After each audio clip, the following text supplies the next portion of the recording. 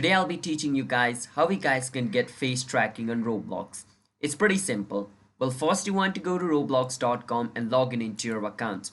It's the official website of Roblox. Once you do that, what you want to do is click on the setting icon again at the top right corner. Once you click on the setting icon, it's going to show you settings. Click on settings. Now from inside settings, first what you want to do is go inside where it says privacy.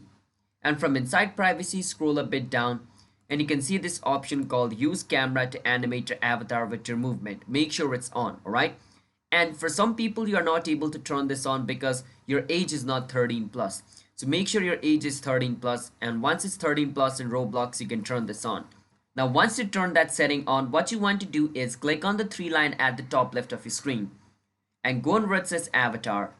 Now once you're inside avatar, your avatar is going to be shown. From over here, make sure you choose a face which shows this logo. If the face doesn't has this logo, your face tracking is not going to work. So choose the face which has this logo on it. I will choose this.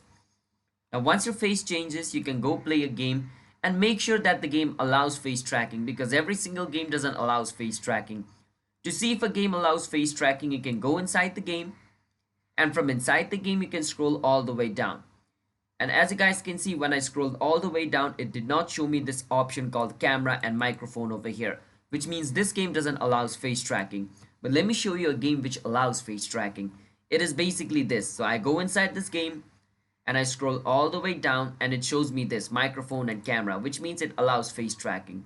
So I hope you understand how you guys can, add face tracking to your Roblox. So if you guys found our video helpful, hit the subscribe to our channel one step. I'll see you guys next time.